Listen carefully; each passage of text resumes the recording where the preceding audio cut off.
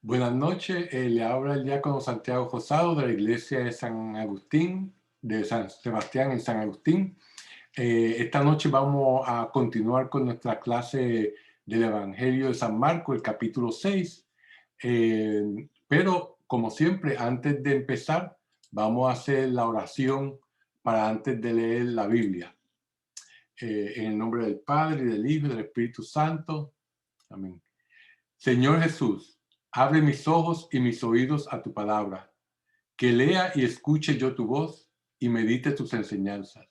Despierta mi alma y mi inteligencia para que tu palabra penetre en mi corazón y pueda yo saborearla y comprenderla.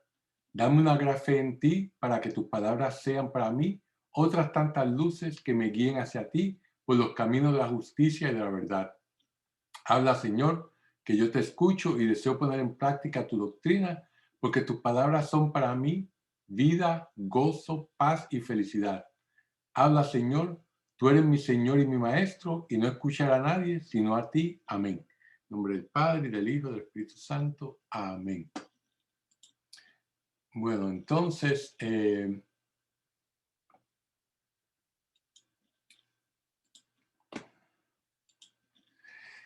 vamos entonces a continuar con el Evangelio de San Marcos. Y como se acuerdan, estamos todavía en la sección de Galilea a Jerusalén, que es esta sección de nuestro esquema, ¿verdad? De cómo estamos estudiando Marcos en la estructura, estamos todavía aquí en esta sección. Bueno, vamos entonces a empezar por leer este fragmento que es en el capítulo 6, versículos 14 al 16. Y dice así: llegó esto a oídos del rey Herodes, pues su nombre se había hecho famoso y decía: Juan el Bautista ha resucitado entre los muertos, y por eso actúan en él unos poderes. Otros decían: es Elías. Otros, en fin, decían: es un profeta, igual que los demás profetas. Pero cuando lo oyó Herodes, decía: este es Juan, a quien yo decapité, que ha resucitado. Palabra de Dios. Te alabamos, Señor. Fíjense, el relato en esta sección de Marcos cambia súbitamente de características. Jesús deja de ser el centro de la narrativa. Ahora la acción se concentra en Herodes, Antipas, y sobre todo en la figura del precursor Juan el Bautista, de quien se había hecho una última referencia en el capítulo 1, ¿verdad? El capítulo 1 no se había hablado de Juan hasta ahora. El narrador nos informa de que Herodes estaba perplejo por lo que se decía de Jesús, ¿verdad? Y eso vamos a ver todavía más en detalle cuando lleguemos al capítulo 8. En el capítulo 8, en el versículo 27, nos dice que está hablando este pasaje sobre la confesión de Pedro. Dice: salió Jesús con sus discípulos hacia las aldeas de Cesarea de Filipo, que queda al norte de Israel. Y en el camino comenzó a preguntar a sus discípulos: ¿quién dicen los hombres que soy yo? Ellos le contestaron: Juan el Bautista, y hay quienes que dicen que Elías, y otros que uno de los profetas. Entonces les pregunta: ¿y vosotros quiénes decís que soy yo? Le responde Pedro: tú eres el Cristo. Y le ordenó que no hablasen a nadie sobre esto. O sea que quién es Jesús es un tema que empieza aquí en este capítulo 6 y todavía va a seguir desarrollándose hasta el capítulo 8 y sigue todo el evangelio de Marcos, ¿verdad? Ahora, la gente relaciona a Jesús con Juan el Bautista revivido, aquí en este capítulo 6, con Elías o con otro de los profetas. Y Herodes parece compartir la opinión de quienes pensaban que Jesús era Juan resucitado, como vemos en el pasaje. Ciertamente, el pueblo intuía que en Jesús se había vuelto a hacer presente el espíritu profético, pero no comprendían el misterio del Mesías escondido. Herodes, por su parte, veía a Jesús con una mirada supersticiosa. Fíjense cómo en esta sección que leemos dicen que algunos creen que era Juan el Bautista que había resucitado entre los muertos, otro que era Elías, otro que era un profeta, pero sin embargo Herodes decía que era Juan el que él decapitó, que había resucitado. Esa era su visión de Jesús, ¿verdad? Claro está su sentimiento de culpabilidad y ver el espíritu profético que tenía Jesús lo hacía pensar eso, de que era el espíritu de Juan que había resucitado en Jesús. Para Herodes, esto obviamente eran malas noticias. Si Juan, a quien él había decapitado, Dios lo había resucitado, ya que la resurrección de una persona injustamente ejecutada implica una reivindicación por Dios mismo. ¿Sabes? Como quien Dios está dando la prueba de que esta era una persona inocente y había sido injustamente asesinada, ¿verdad?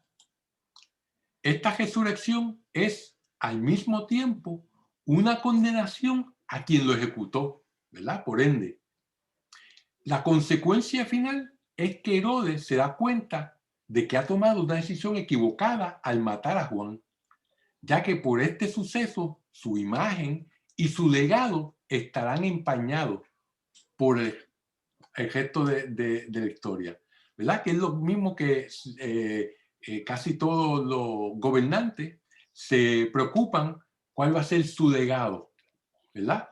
¿Qué es lo que la gente van a pensar de él durante su periodo de gobernación, ¿verdad? Y eso pues es algo que les quita el sueño, ¿verdad? Pues Herodes, pues obviamente al darse cuenta o al creer que este era Juan el resucitado, pues dice, pues Dios me está condenando, la gente va a saber que yo maté a un inocente, ¿verdad? Y por lo tanto, pues su imagen y su legado iban a ser el de una persona, el de un gobernante que había sido injusto y que había sido un asesino, ¿verdad? O sea que esa misma preocupación desde aquel entonces hasta el presente todavía existe. Ahora vamos entonces a pasar a la próxima sección del Evangelio de San Marcos, del versículo 17 al 29. Dice, en efecto, el propio Herodes había mandado apresar a Juan y le había encadenado en la cárcel a causa de Herodías, la mujer de su hermano Filipo, porque se había casado con ella. Y Juan le decía a Herodes, no te es lícito tener a la mujer de tu hermano. Herodías le odiaba y quería matarlo, pero no podía, porque Herodes tenía miedo de Juan, ya que se daba cuenta de que era un hombre justo y santo. Y le protegía, y al oírlo le entraban muchas dudas, y le escuchaba con gusto. Cuando llegó un día propicio en el que Herodes, por su cumpleaños, dio un banquete a sus magnates, a los tribunos y a los principales de Galilea, entró la hija de la propia Herodías. Bailó y gustó a Herodes y a los que con él estaban a la mesa. Le dijo el rey a la muchacha, pídeme lo que quieras y te lo daré. Y le juró varias veces, cualquier cosa que me pidas te daré, aunque sea la mitad de mi reino. Y saliendo, le dijo a su madre, ¿qué le pido? La cabeza de Juan el Bautista, contestó ella. Y al instante, entrando deprisa donde estaba el rey, le pidió, quiero que enseguida me des en una bandeja la cabeza de Juan el Bautista. El rey se entristeció, pero por el juramento y por los comensales que no quiso contrariarla.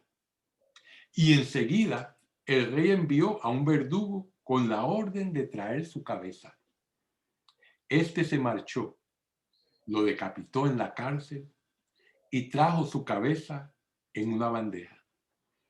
Y se la dio a la muchacha, y la muchacha la entregó a su madre. Cuando se enteraron, sus discípulos vinieron, tomaron su cuerpo muerto y lo pusieron en un sepulcro. Palabra de Dios. Te alabamos, Señor. La preocupación de Herodes por la presencia de Jesús en su tetrarquía. La tetrarquía es el área donde él gobernaba, ¿verdad? Que eran 4 regiones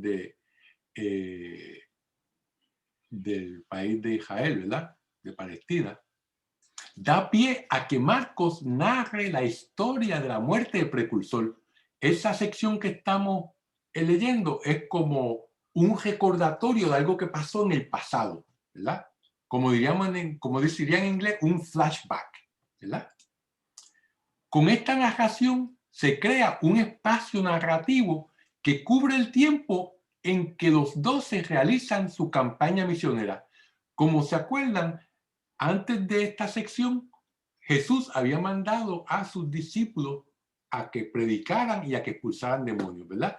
Y al final de esta narración vamos a ver cuando vuelven los discípulos. Pues entonces, esta historia que está contando Marcos crea un espacio donde todo esto está ocurriendo, ¿verdad? Como quien dice, para darle tiempo al lector, como quien dice, esto está ocurriendo mientras yo te estoy contando esta historia que pasó ya. No está pasando en el presente, sino es una historia del pasado, ¿verdad? Al fin del relato sobre Juan, se retoma la historia de la misión de los discípulos, ¿verdad? Y así estamos en el contexto de esta narración. Este relato, situado en el marco de la misión apostólica, a los lectores del Evangelio nos indica que la suerte del cristiano será muchas veces semejante a la del Bautista o a la del mismo Cristo, ¿verdad? O sea que tenemos que estar preparados para dar nuestras vidas por el Evangelio, por Dios, ¿verdad? Por nuestro Señor Jesucristo. La predicación y el testimonio del Evangelio será eficaz en muchas almas, pero no por eso el cristiano dejará de estar sometido a los caprichos de los poderosos. ¿Verdad? Nos dice San Juan Pablo II en su encíclica Veritatis Splendor, que en español es Esplendor de la Verdad, nos dice, los mártires y de manera más amplia, todos los santos en la iglesia, que somos todos nosotros, porque sabemos que los santos son todo aquel que hace la voluntad de Dios, ¿verdad?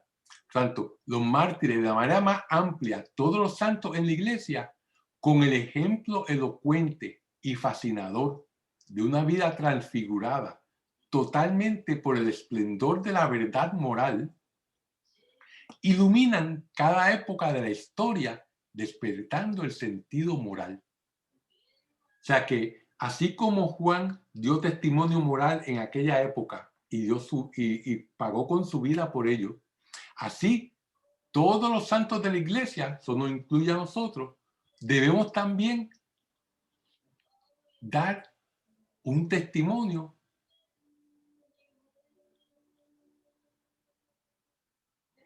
con nuestra vida que ha sido transfigurada por el esplendor de la verdad moral. O sea, que en estos tiempos modernos que estamos viviendo, tenemos que dar el ejemplo de cómo se debe ayudar al inmigrante que viene a este país, que no sea rechazado, ¿verdad?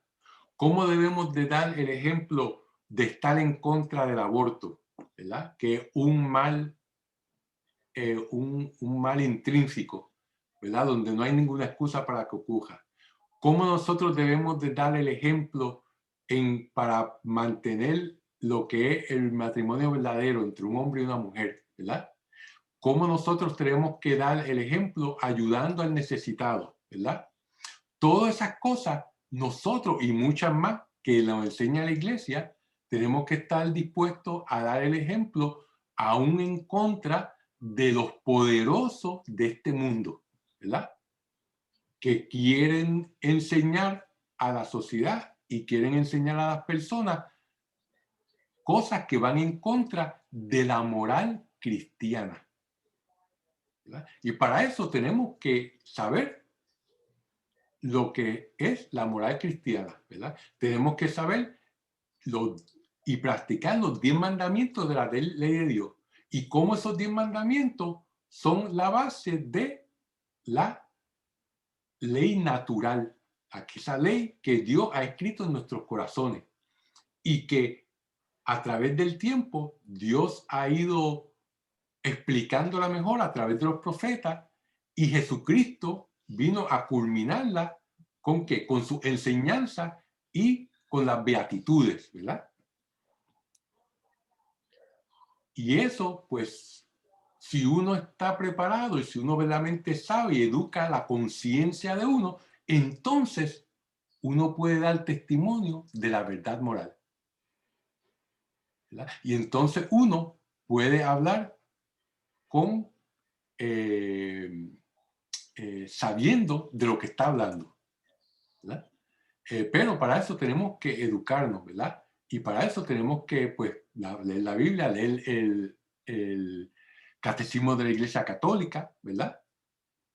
Que nos deja claro cuál es la posición de la Iglesia, cuál es la enseñanza de Jesucristo referente a todos estos temas que son de trascendencia y que son temas actuales a los cuales estamos expuestos todos los días, ¿verdad? Con amistades, con personas que están en nuestros trabajos, ¿verdad? Por tanto, tenemos que estar dispuestos a ser testigos, así como Juan no tuvo, como dicen en mi pueblo, pelo en la lengua para decirle a Herodes, que era el tetral, que era el gobernante de esa región, que estaba cometiendo un pecado en contra de la enseñanza de Dios, ¿verdad? Estaba viviendo con la esposa de su hermano, la que había sido esposa de su hermano.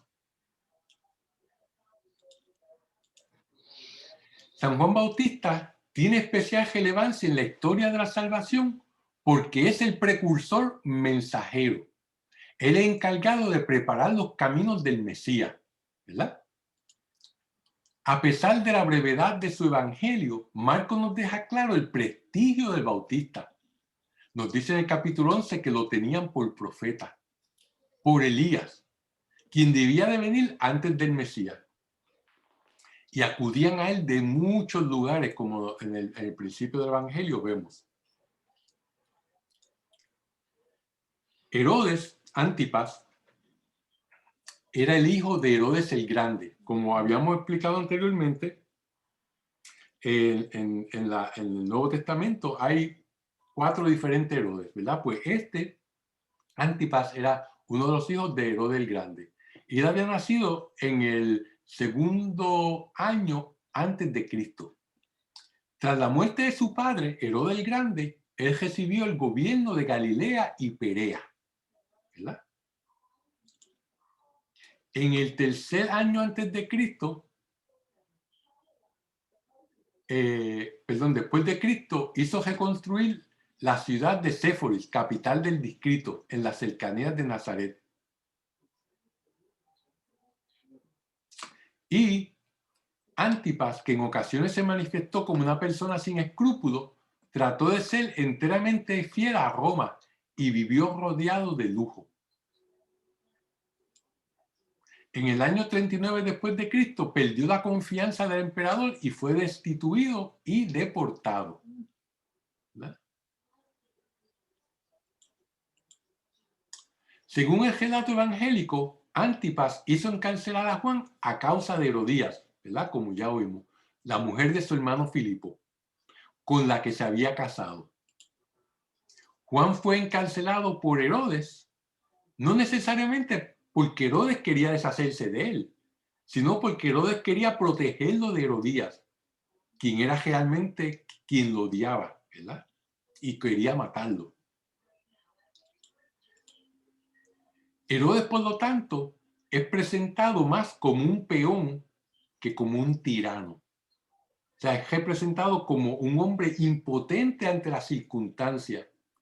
Un hombre que a pesar de tener poder, es manipulado fácilmente debido a su debilidad moral. Debido a esta debilidad moral, su mujer y la hija de su mujer lo manipularon, ¿verdad? Y lo llevaron a donde querían tenerlo.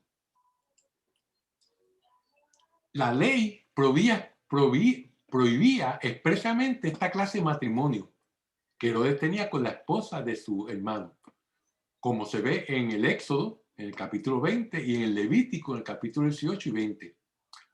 Como ella no soportaba las severas críticas del Bautista, logró que su marido lo pusiera en la cárcel, ¿verdad? Por lo menos para no oírlo más. Fíjense, la figura de Herodías nos recuerda a la reina Jezabel. ¿Quién era la reina Jezabel? Jezabel era la esposa del rey Ahab, quien persiguió a muerte al profeta Elías. Y eso lo encontramos en el libro de Reyes, en el capítulo 19.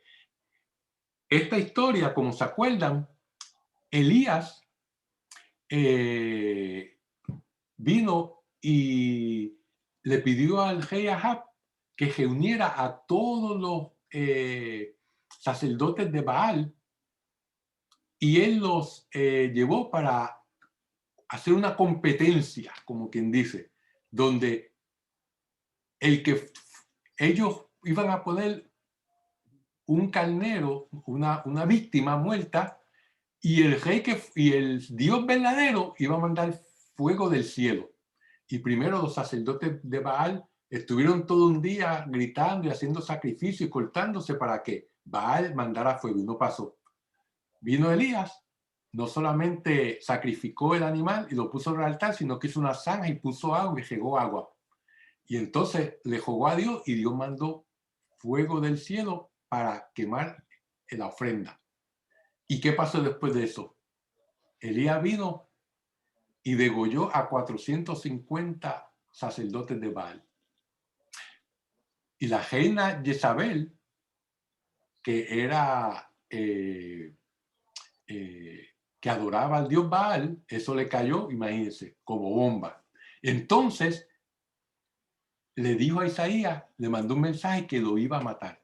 Y Isaías tuvo que huir, ¿verdad? Y entonces ahí está la historia donde él va huyendo y un ángel lo despierta por la noche y le da de comer y de beber 2 veces, y con esa comida caminó 40 días y 40 noches hasta que llegó al monte Horeb o Sinaí, ¿verdad? Por lo tanto, Herodías como Jezabel quieren matar al profeta de Dios, ¿verdad? Jezabel no tuvo éxito, pero Herodías sí, como vamos a ver, ¿verdad? La ocasión para deshacerse de Juan fue el día del cumpleaños del rey. Era costumbre de los gobernantes romanos, especialmente los emperadores, celebrar su cumpleaños en público, ¿verdad? Para que la gente pudiera venir a rendirle pleitesía, ¿verdad? Y Herodes, obviamente, pues lo estaba imitando a ellos, porque él era muy, como habíamos dicho anteriormente, era muy fiel a Roma, ¿verdad? Por lo tanto, él no se quedaba atrás. Él también decidió celebrar su cumpleaños a todo dar. Este tipo de evento ponía de manifiesto la importancia que el gobernador o emperador tenían en las esferas sociales y políticas. En el caso de Herodes, este banquete era una manera de publicar quién eran sus personas favorecidas, ¿verdad? Quién era el que estaba in y quién estaba out, quién estaba dentro y quién estaba fuera, ¿verdad? Del círculo de Herodes. Estas personas a quienes iban a alimentar eran las personas importantes, los líderes civiles y militares de Galilea, la aristocracia, a quienes lo más probable Marcos llamaba los herodianos. ¿Se acuerdan? ¿Verdad? Esta celebración era, en otras palabras, las buenas nuevas o el evangelium del reinado de Herodes. ¿Qué queremos decir con que eran las buenas nuevas? Fíjense, las buenas nuevas o evangelio era cuando el rey o el gobernante, por ejemplo, venía de una batalla victorioso, pues mandaba un mensajero adelante para llevar a la ciudad la buena nueva de que él había tenido éxito en su batalla, ¿verdad? Y ese se llamaba el evangelio. Este mensajero llevaba el evangelio, que quiere decir buena nueva del emperador. O cuando el gobernante o emperador, la esposa tenía un hijo, pues entonces se le daban las buenas nuevas, se le daba el evangelio al pueblo de que había un heredero, ¿verdad? Por lo tanto, en este caso, el reinado de Herodes, esta celebración era como decir las buenas nuevas de que yo soy el gobernante, yo soy el protegido, el favorecido de Roma, ¿verdad? Y todos estos que están aquí son mi gente de los cuales yo confío y los cuales yo al alimentarlos estoy diciendo, estos son las personas importantes en mi reinado, ¿verdad? Por lo tanto, eso es lo que decimos, que esta celebración eran las buenas nuevas del reinado de Herodes, dentro de ese contexto, ¿verdad? En medio de este banquete entra Salomé, la hija de la esposa de Herodes, a bailar y a entretener al rey y a sus invitados. Ahora, en la cultura greco-romana, los bailes en los banquetes estaban reservados a bailarinas de mucha destreza, profesionales, vamos a ponerlo, ¿verdad?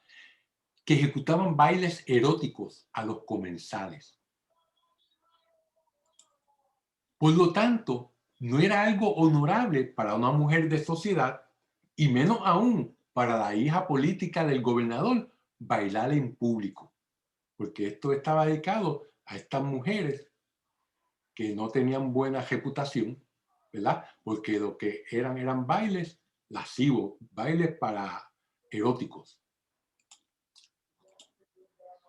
Marco está subrayando la injusticia que se comete al poner la ejecución de Juan el Bautista en contexto en una situación que denigraba las costumbres sociales de la época. Como quien dice, esta ejecución todavía fue algo malo, pero todavía en el contexto que ocurrió era una situación que denigraba lo que en aquella época se tenía como algo decente, ¿verdad? Marcos también trae nuestra atención a cuán impropio era el baile de Salomé al decirnos lo joven que era ella.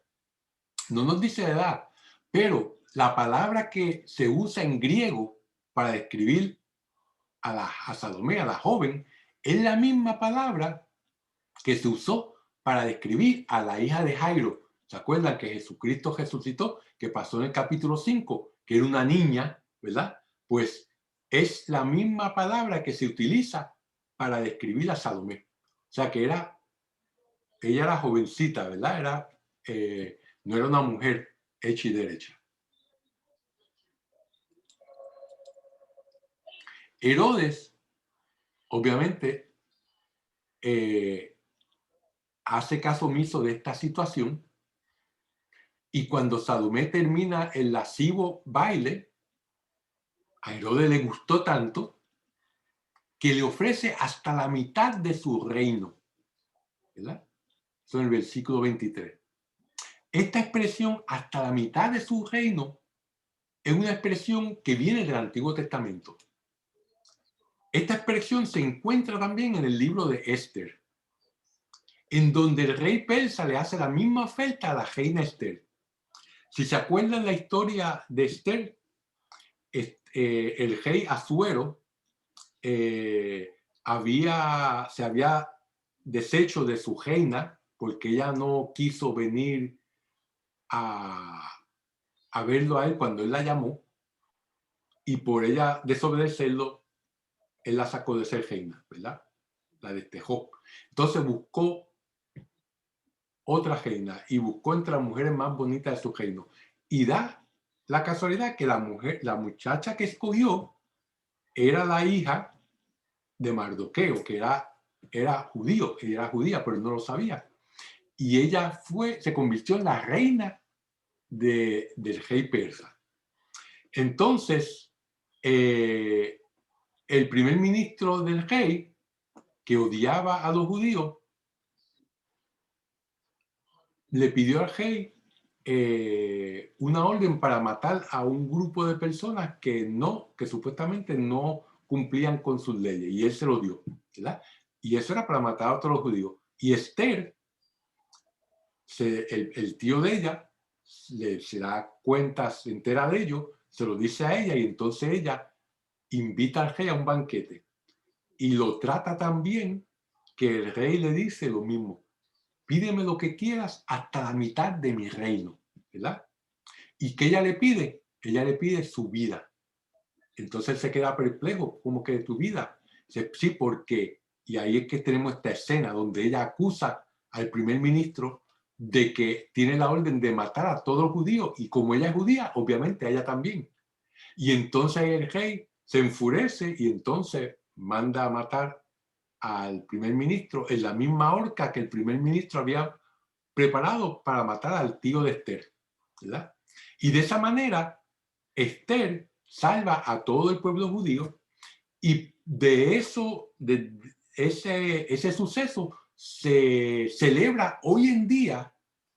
Los judíos lo celebran en la fiesta de Purim, Purim, ¿verdad? El cómo Dios a través de Esther salvó a su pueblo, ¿verdad? Cuando estaba despejado, ¿verdad? Entonces, esa misma frase, hasta la mitad de mi reino, viene del libro de Esther. Lo encuentran en el capítulo 7, versículo 2. Una historia muy interesante, si tienen el tiempo para leerla, de Esther. Ambas expresiones, que te daré hasta la mitad de mi reino, del rey Asuero y de Herodes, aquí en el Evangelio de Marcos, dejan ver la naturaleza absurda de las pretensiones de los monarcas de aquella época y la facilidad con la que abdican a su autoridad al capricho de cualquiera que lo complazca. Esto prueba la arbitrariedad de los que gobiernan. O sea, que ellos gobernaban a lo que en el momento ellos les diera la gana, ¿verdad? Estaban dispuestos hasta darle la mitad de su reino a una jovencita que bailó de una manera tan erótica que él le satisfizo, ¿verdad? ¿Qué más arbitrario que eso? Cómo estas personas tenían tanto poder y abusaban de ese poder que Dios le había dado, porque todo poder viene de Dios. Así como muchos gobernantes hoy en día en muchas naciones del mundo abusan de su poder, ¿verdad?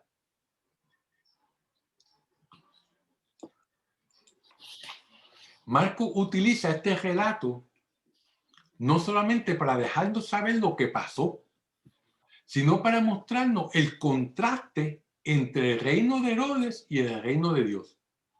El tipo de valores que representan ambos reinos, ¿verdad? Fíjense, el pedido que le dice la joven: quiero que enseguida me des en una bandeja la cabeza de Juan el Bautista. El pedido de la cabeza en una bandeja es una burla dual, o sea, una burla a la muerte y al cenar, a ambas cosas. También le quita cualquier sentido o propósito que pudiera tener el reinado de Herodes.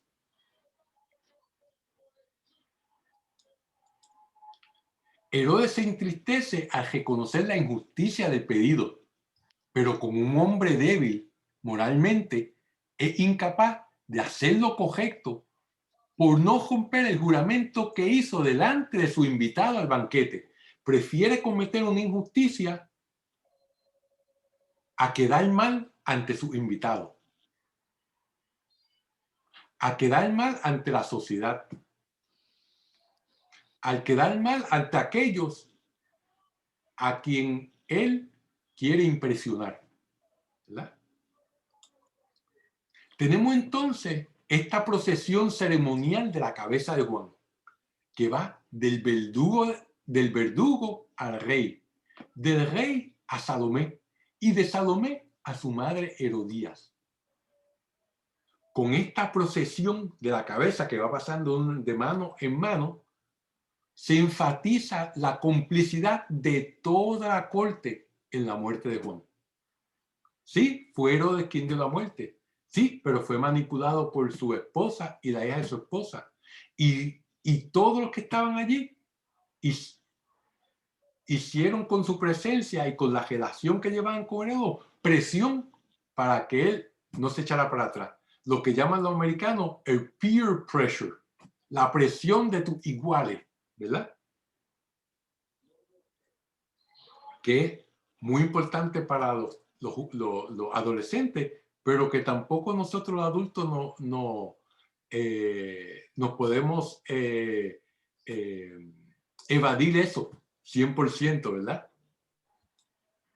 Esta procesión de la cabeza de Juan enfatiza la mezcla surreal de la muerte y cena que comenzó con el pedido de Salomé.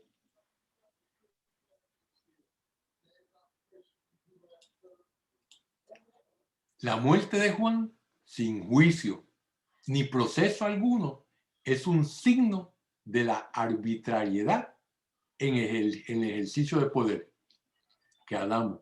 Juan muere como un justo y sus discípulos se ocupan de enterrar su cadáver, como vemos al final del versículo de la parte del fragmento que leímos, ¿verdad? De este pasaje. Al final del relato vemos como los discípulos de Juan el Bautista vienen y recogen su cuerpo y lo ponen en un sepulcro. Marcos quiere que veamos el paralelismo entre el destino de Juan y el de Jesús. Ambos murieron por decir la verdad ante las autoridades, tanto Juan como Jesús, ante gobernantes débiles que no se atrevieron a impartir justicia. Juan ante Herodes y Jesús ante Pilato, ¿verdad? Que se lavó las manos por la presión que le hizo el pueblo, que estaba siendo influenciado por los sacerdotes, ¿verdad?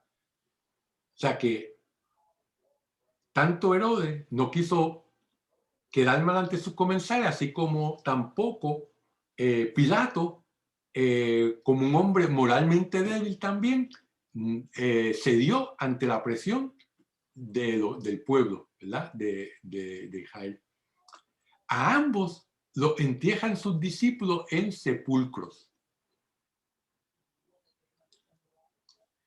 Era lógico que la tradición le tuviera gran veneración a Juan y conservara más noticias sobre él, o sea, más de lo que está escrito en la Biblia.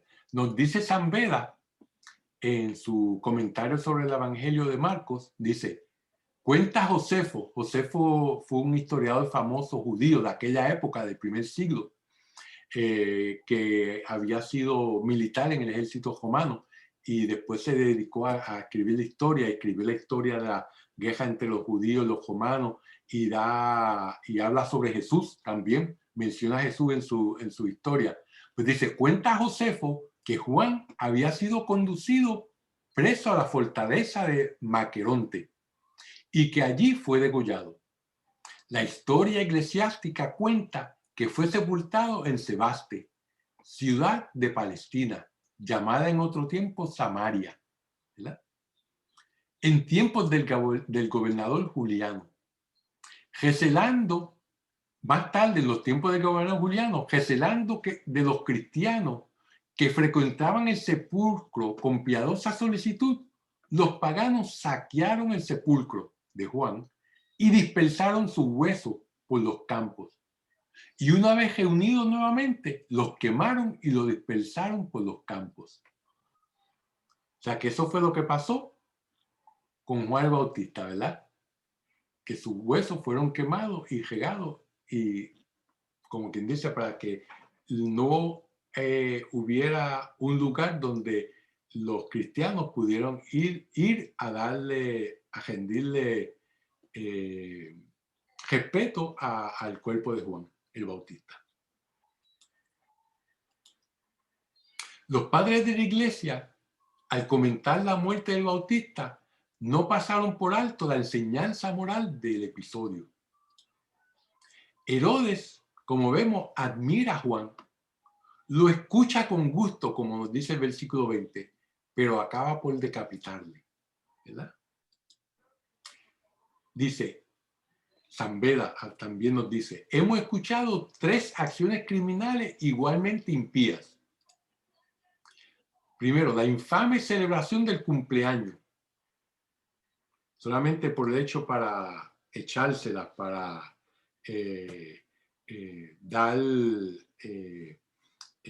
enseñar quiénes eran las personas importantes del reino, ¿verdad? Segundo, el lascivo baile de la joven. Tercero, el temerario juramento del rey. Te daré hasta la mitad de mi reino, ¿verdad? De cada una de las 3 debemos aprender a no comportarnos de ese modo. En estas decisiones cayó Herodes porque o debía perjurar o cometer otro delito peor. Le venció el amor de una mujer y le obligó a poner en sus manos a aquel que sabía que era santo y justo. Porque no supo detener la lujuria, incurrió en un delito. Un pecado más pequeño fue el motivo de uno más grande. ¿Verdad? Todo pecado mortal, la mayor parte de las veces empieza como un pecado venial. Una mentirita blanca se convierte en una mentira negra, eventualmente, ¿verdad? Porque nos acostumbramos a una mentirita blanca, ¿verdad? El tener una relación sexual fuera del matrimonio ilícita puede conllevar a que la persona quede embarazada. Y eso conlleva a un pecado peor, muchas veces, que el aborto, ¿verdad? O sea que todo empieza por pecados que son aparentemente más pequeños, pero que conllevan a pecados más grandes. De la misma manera que actos buenos, pequeños, que se hacen regularmente, nos llevan a actos buenos de mucha mayor magnitud. Por eso es importante ver que cada acto de nuestra vida nos llevan o más cerca de Dios o más lejos de Dios, ¿verdad? Y esto es lo que nos dice San Beda sobre Herodes, que pasó de querer de la vanidad de un cumpleaños a todo dar, al pecado de la lujuria, de ver a la jovencita bailando de una manera que lo llevó a darle ese juramento, y ese juramento lo llevó al asesinato, ¿verdad?